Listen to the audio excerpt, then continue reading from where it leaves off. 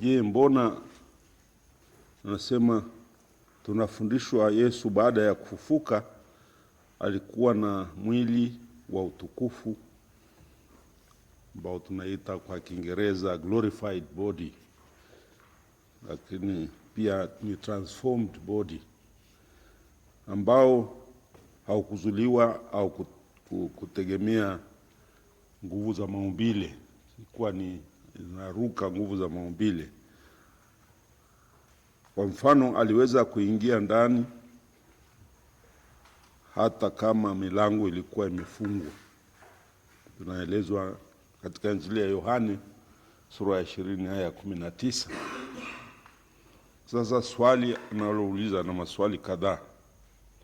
Je, mbona aliomba chakula na aliweza kula na kunywa na wanafunzi wake hali ana mwili wa utukufu? Swali hilo, tunajua Yesu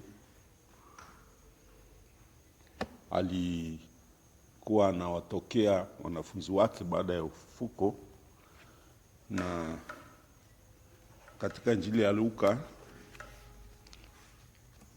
ile sura ya 24 Yesu alikula kwanza chakula benzani na wale wanafunzi wa Emmaus. Alikula pale na mara akatoweka. Ingawa hatuelezi kama alikula katika sehemu ile, bali alikaa nao mezani na akachukua mkate, alipoumega wakamtambua na mara akatoweka. Lakini mara nyingine alitokea kati ya mitume walipokuwa wamejifungia ndani, akawaagiza walete chochote, akala mbele yao, ili kuhakikisha kwamba wajue kwamba yeye sio msukule, au mnaita msukule, sio msukule, bali ni ana mwili kabisa, na hata akaruhusu wamshikeshike wajue kwamba ana mifupa na sio kivuli. Na hakala ile samaki alizokuwa nao waliokuwa nao pale na mikate michache waliokuwa nayo alikula. Na Yesu pia alipowatokea wanafunzi wake katika Injili ya Yohane, walipokwenda kuvua usiku na wakakosa kila kitu, walipokuwa wanarudi, Yesu alikuwa anatembea ufukweni. Hawakumtambua, walidhani ni mpita njia tu, lakini walipokaribia, Yohane alisema ni Bwana, yule ni Bwana. Na Petro akavua nguo akakimbia, kwa sababu alikuwa amejifunga kamtandio.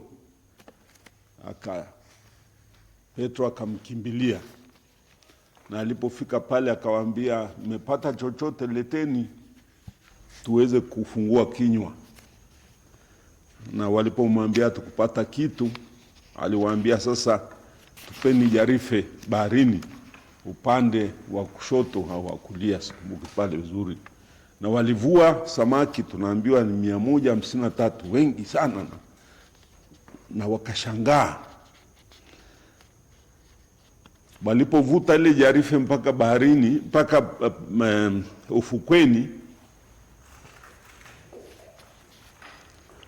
aliwaambia, chukueni wachache tu waoke tule, fungue kinywa. Na pale na yeye pia alikula. Yesu baada ya ufufuko alikula na kunywa pamoja na wanafunzi wake. Sasa nauliza, inakuwaje kwenye huu mwili wa ufufuko anakula tena na kunywa? Inakuwaje? Jibu ni kwamba Yesu hakuhitaji kula. Ule mwili wa ufufuko haukuhitaji kula. Na tujue kwamba aliishi naye kwa siku 40 akionekana anakuja wakati anapohitaji. Hatuambii kwamba alikula chakula siku zote. Alikula tu ili kuadhirishia fundisho fulani. Kwa hiyo kula kwake kulikuwa ni fundisho, haikumlazimu kula kama sisi. Fundisho ni kwamba yeye sio kivuli, it's not a spirit, ila yeye ni hakika ni mtu kamili, lakini mwenye mwili tofauti ambao haufuati sheria za maumbile, ambapo mwili wetu hauwezi kupita kwenye milango iliyofungwa au kuonekana kutoweka ghafla. Hilo lilikuwa ni kama spirit, wanaita kwa lugha ya Kigiriki phantasma, na ni lugha ambayo inatumika hata kwa phantasmos au phantasmo, ni lugha ya Kigiriki phantasma. Kwa hiyo alidhihirisha kwamba ni mtu kamili, sio kivuli. Wasiseme ni msukule au ni kivuli. Na kwa hiyo alikuwa anakula kudhihirisha kwamba yeye ni mtu kamili na sio ndoto au kivuli. Lakini hakulazimika kula. Alikula ili kudhihirisha kwa wanafunzi wake kwamba ni yeye kweli. Na kwa hiyo hakuwa anakula ili kutuliza njaa au kiu. Havikuwa na nguvu juu yake tena vitu hivyo. Ni mwili mtukufu. Na mwili mtukufu unaweza kufanya yote. Unaweza kutekeleza yote. Na si mwili ambao unatawaliwa na nguvu za maumbile. Vyote vilikuwa chini ya uongozi wake. Anaamua afanye nini. Lakini alichofanya daima kilikuwa ni fundisho. Kuwafundisha kwamba yeye sio kitu ambacho kinakuja kwa show, kwa kujionyesha tu. Alikuja kuwadhihirishia ni yeye kweli aliyefufuka na waliomzoea. Ndio maana alimwambia hata Tomaso, nishike sehemu za misumari, shike sehemu ya waliotoboa ubavuni, shika. Yote ni ili kudhihirisha kwao kwamba yeye ni yeye Kristo yule ambaye walikuwa wanamzoea, lakini amebadilika. Ndio tunaita transformed, yani amekuwa na uwezo tofauti. Mwili wake sio ule wa kawaida wa ubinadamu wake wa asili. Sasa ni mwili uliotukuka, wenye kupita nguvu za maumbile na sheria za maumbile. Kwa hiyo Yesu alifanya hayo kwa ajili ya kufundisha fundisho kwamba ni yeye kweli. Hata kula kwake, kunywa kwake ilikuwa ni fundisho. Na Yesu anafanya hivyo ili kuadhihirishia hilo. Kwa hiyo sio kwa sababu alihitaji kula au sio kwa sababu alisikia njaa. Hapana. Tukisoma vizuri utakuta kwamba alifanya hivyo kwa ajili yao. It's not for him, sio kwa ajili yake mwenyewe anahitaji, isipokuwa ili kuwafundisha kwamba Kristo mfufuka ni yule yule Kristo aliyekuwa anaishi nao kwa miaka 3.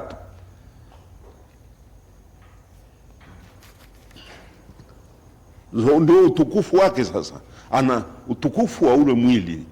Transformation iliyofanyika ni kwamba anapita nguvu za maumbile. Habanwi au kushikwa na vitu vya ulimwengu huu. Havina nguvu juu yake.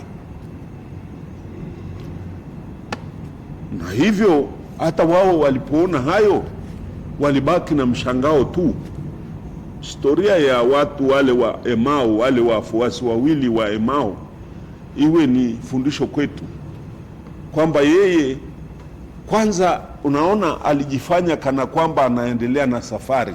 Unajua walikuwa wameshika safari yao, wanatembea umbali kidogo zaidi ya kilomita 12, 17, wanatembea wanaelekea Emau. Na yeye alipokuja hawakumtambua. Ndio transformation alionayo. Alitokea from nowhere, ghafla anatembea nao. Akajifanya kwamba hajui wanachozungumza.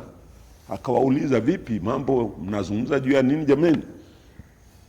Ndio wakamwambia, wewe mgeni hapa Yerusalemu? Kila mtu anafahamu habari iliyotokea huko Yerusalemu. Yule ambaye tulimtegemea awe nabii wetu mkuu na ambaye atarudisha hadhi ya Waisraeli, wazee wetu wamemshtaki, wakamhukumu na wakamuua kwa kumtundika msalabani. Tumesikitika sana, we are disappointed. Sasa tunarudi nyumbani. Tulikuwa na matarajio makubwa, sasa kila kitu kimepotea, tumepoteza muda. Ndio akaanza tunasikia baada ya wakiwa njiani akajifanya kwamba anaendelea na safari, na imeshakuwa jioni, jua linaanza kutua, na yeye akajifanya ndaendelea na safari. Sio kwamba alihitaji kuishi ndani ya nyumba, sababu ameshaingia katika ulimwengu mwingine wa utukufu usiokuwa na mahitaji hayo ya kulala wala kula au kunywa. Wao wakamwambia, ukarimu wao na ni kipimo kikubwa, tusipokuwa wakarimu tutamkosa Yesu pia. Wakamwambia, Bwana, njoo ukae nasi, maana usiku umekaribia na giza limeingia. Yeye hakukataa, ukimkaribisha yeye anakuja. Akamwambia, okay, it's all right, mimi nitakuja. Lakini hawajamtambua kwa sababu hayupo tena katika dira na mtazamo wa kibinadamu. Ni mwili mtukufu, ni hali ya ulimwengu wa utukufu, tofauti na ulimwengu wetu wa shida na taabu uliokumbwa na mambo mengi. Alipokaa mezani pamoja nao, tena alikaa mahali ambapo anaonekana ni wa pekee, ingawa hawakumtambua. Akachukua mkate kama wengine, namna alivyovunja na baraka aliyotoa pale, wakamtambua ni Bwana. Kwa hiyo yote, hata kuenda kwake kuingia nyumbani kwao ilikuwa ni fundisho. Yote haya ni fundisho. Kwa hiyo kula kwake ni kufundisha, kunywa kwake ni kufundisha, ili mitume wamtambue kwamba yeye ndiye Kristo yule ambaye alikuwa anakula na kunywa pamoja nao, na sasa ni tofauti. Ufufuko wake ni ufufuko unaovunja sheria zote za maumbile na kanuni zote za maumbile. Sasa ni Yesu ambaye anavuka kila kitu, ni mtukufu. Kwa hiyo hilo linaeleweka. Sio kwamba alihitaji, hatusikii mahali ambapo amesema nina njaa, leteni chakula. Hapana, ni yeye anaamua ili kuwafundisha fundisho fulani. What lies behind what he is doing, the actions he does, were always for revelation, ufunuo. Ni kweli baada ya kufufuka aliweza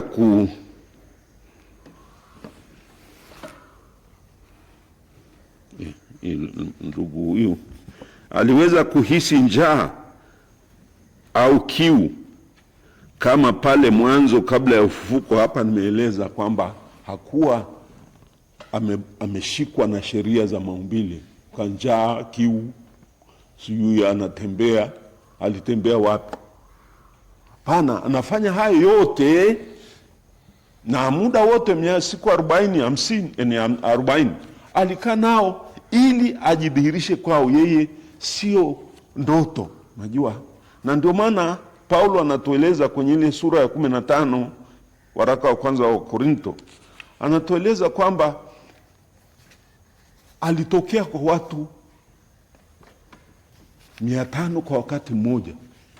Sio kwamba mtu ameota. Unajua Maria Magdalena alipotoka kaburini akawaambia amefufuka, Petro na Yohane na Yakobo na wengine walimwambia, Maria, Maria dada yetu, umechoka.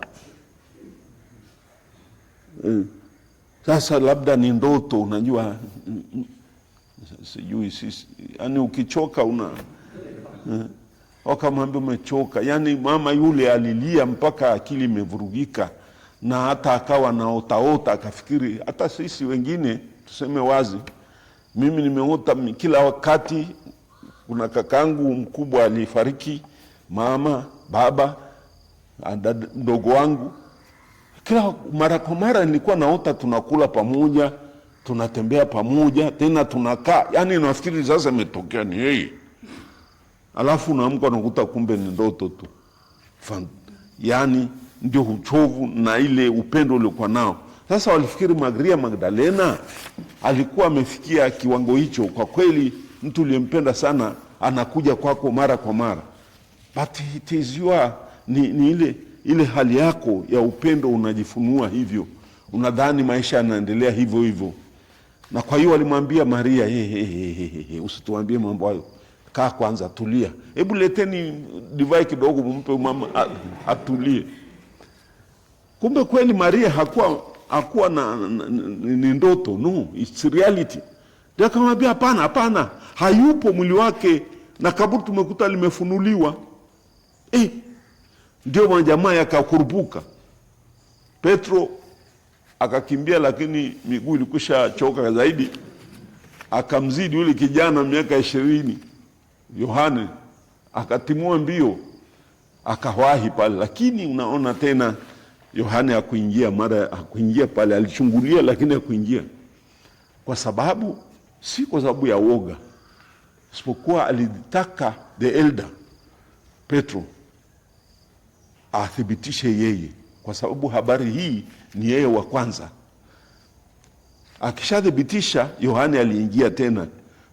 Petro alichukua zile nguo akazigusagusa, akaona zilivyozongwazongwa na sanda iliwekwa pembeni na nini na kile kitambaa cha kichwani, akaweka yote moyoni pale. Hakusema kitu. Lakini Yohane ndiye anayetuandikia habari hiyo. Alipoingia sasa mara ya pili baada ya Petro, ndio akaamini kwamba kweli Yesu amefufuka.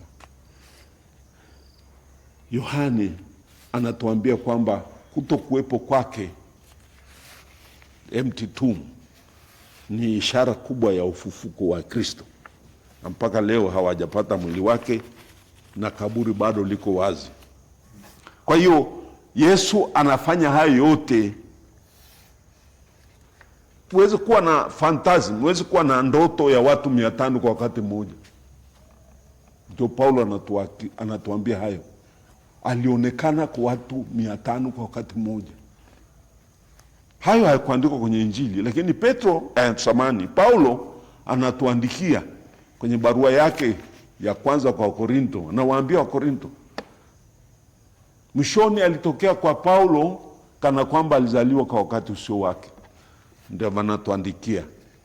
Kwa hiyo hatuwezi kupata ndoto moja kwa wakati mmoja. Yote hii anaandika kudhihirisha kwamba ufufuko ni wa kweli, na Yesu yule aliyeuawa msalabani ndiye yeye kweli amefufuka. Kama wote wanamuona kwa wakati mmoja, sio tena ni msukule. Msukule haonekani kwa watu wote kijiji haiwezi. Hapana, alitaka kutumia kigezo hicho kuonekana kwa wakati mmoja watu 500. Then watu wote hawakuwa wamepata ndoto. Watu 500 wamepata ndoto kwa wakati mmoja ile. Hapana, ni kitu alichoona ukweli.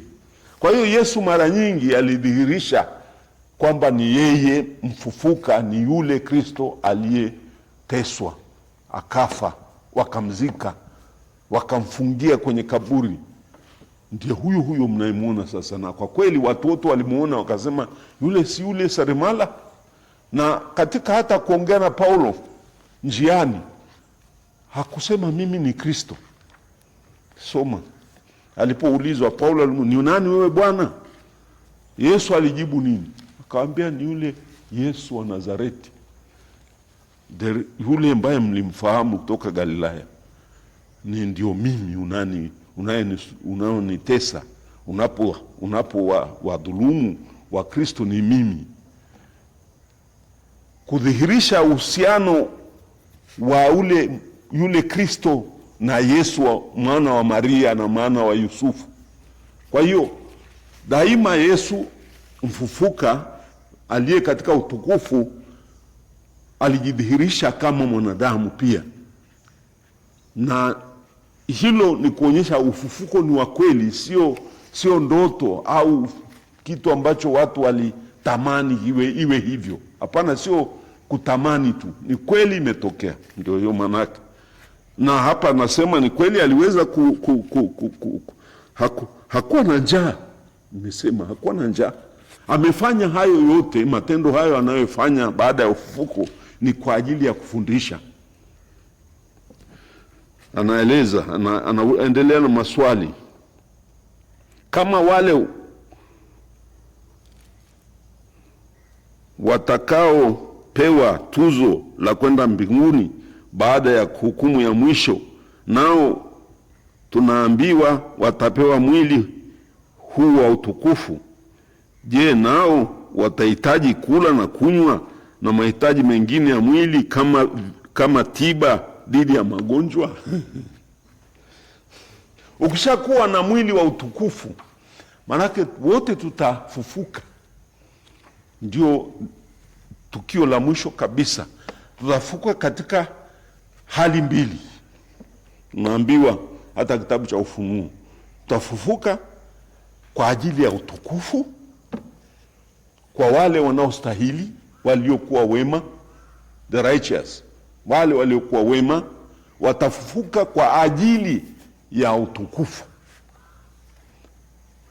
kama tuzo, na wengine kundi la pili watafufuka kwa ajili ya adhabu. Those who would go to hell, wale watakwenda motoni, watafufuka pia, lakini watafufuka kwa ajili ya adhabu ya milele. You won't change anymore, hutabadilika tena. Kwa hiyo tuogope sana. Sasa sema na hao na wajibu wale ambao wanasema mbinguni ni kwa ajili ya wale wema tu, wale wengine wote wataharibika. Wengine wamesema they will be destroyed. Lugha, kuna wale wanaosema mafundisho haya potofu mawili, kwamba ufufuko ni kwa ajili ya wenye haki wema tu, wale waliokuwa waovu na wabaya wenye dhambi hawatafufuka. Hakusema hivyo. Au kwamba kuna wengine wanasema maneno tu kwamba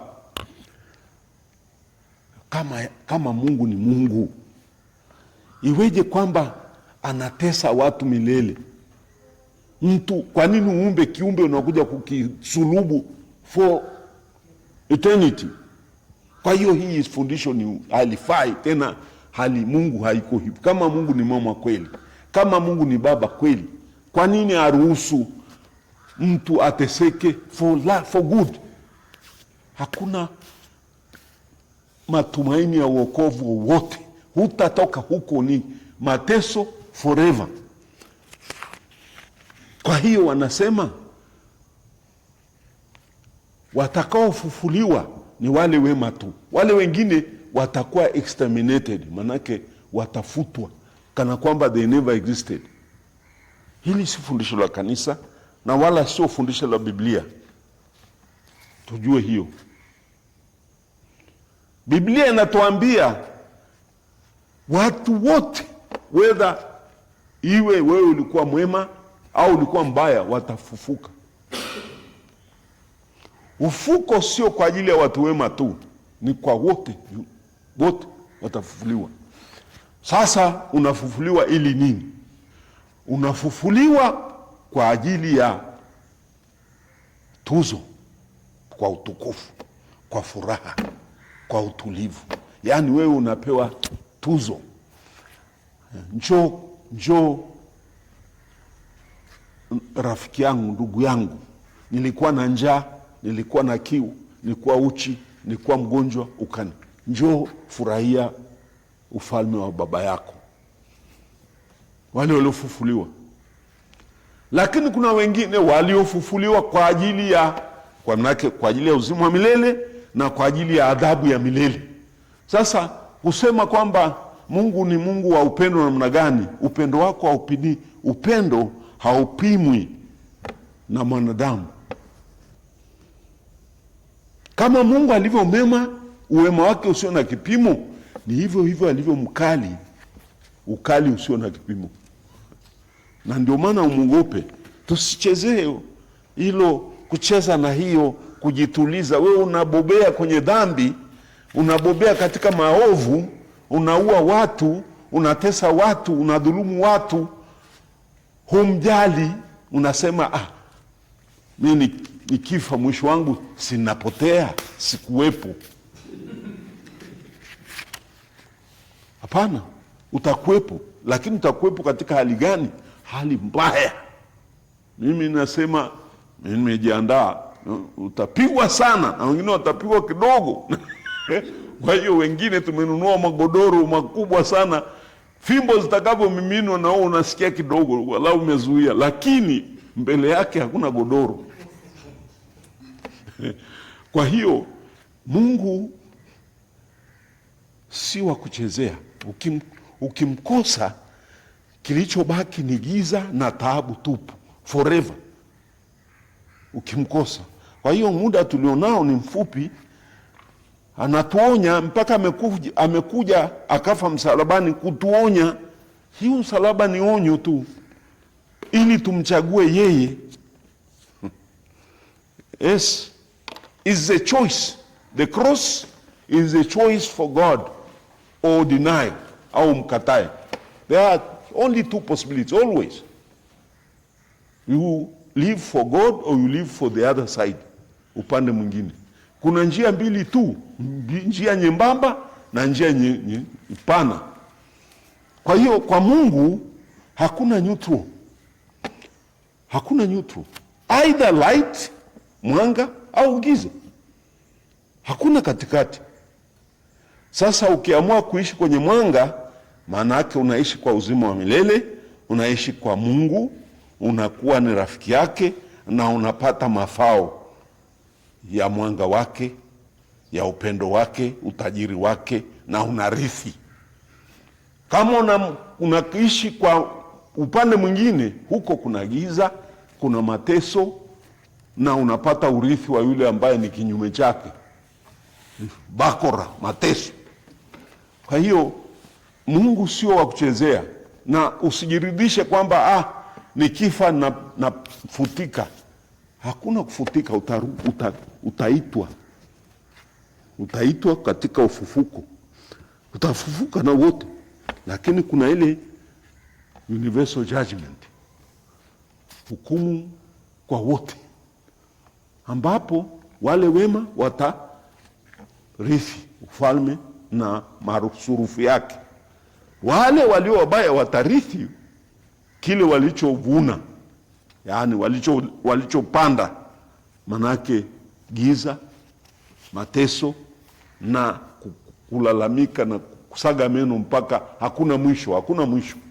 Kwa hiyo umilele ni kwa Mungu, na chote kinachoishi katika Mungu ni cha milele. What remains from this temporal period is eternity.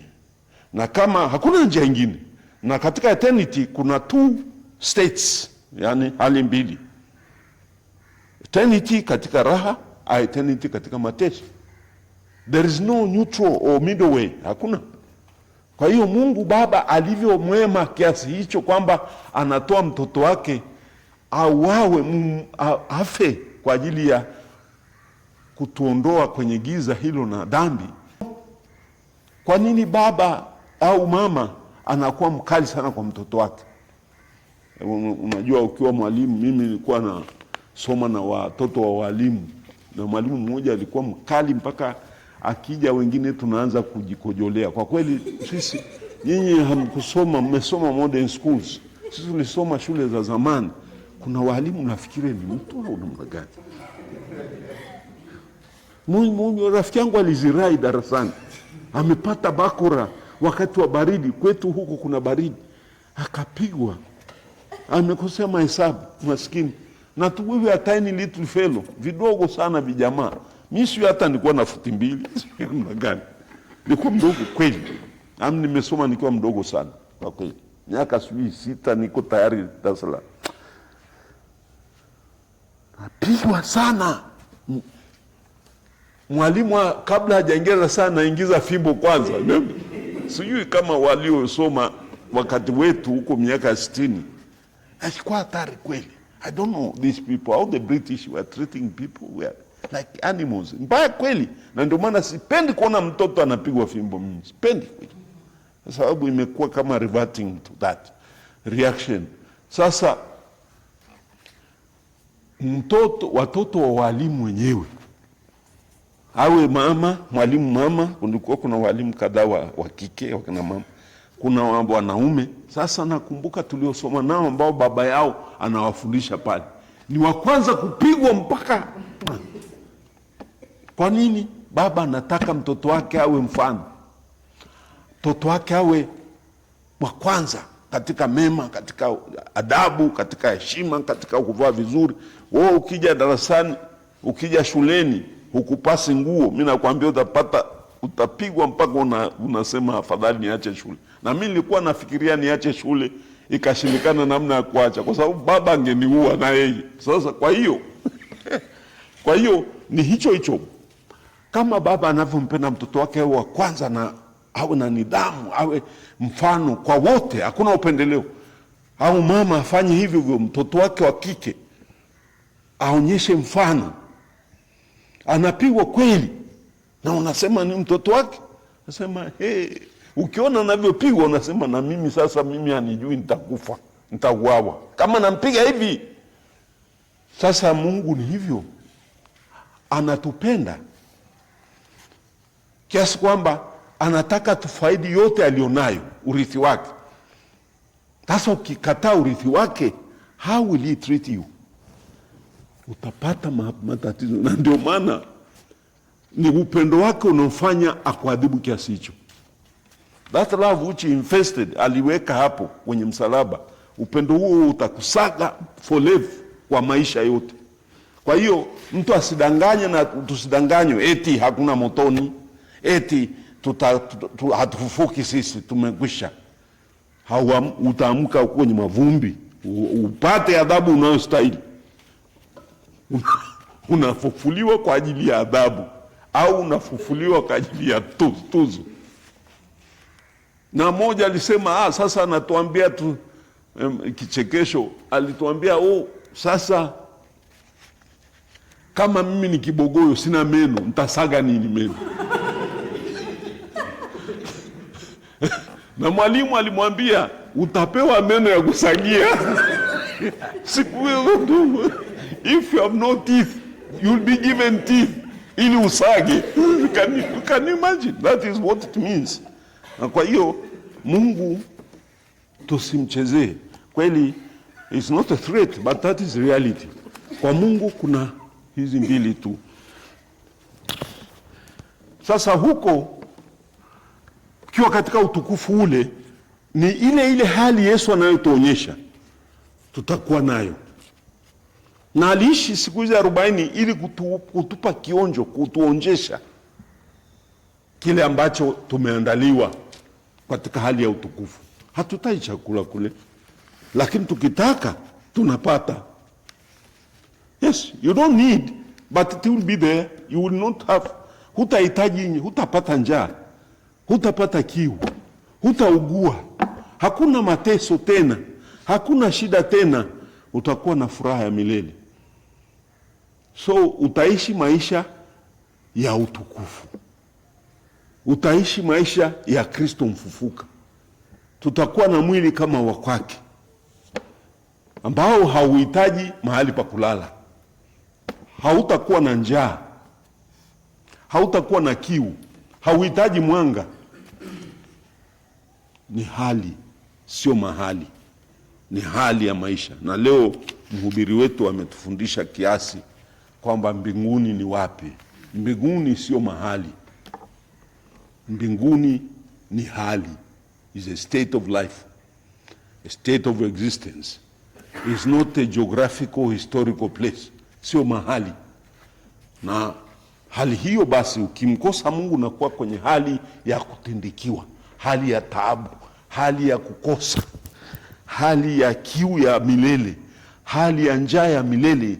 Na huku kuna kwenye ile kanisa niliona huko Ujerumani, machawa yanakula mpaka haya ufi, na you will seek to die but you will not die.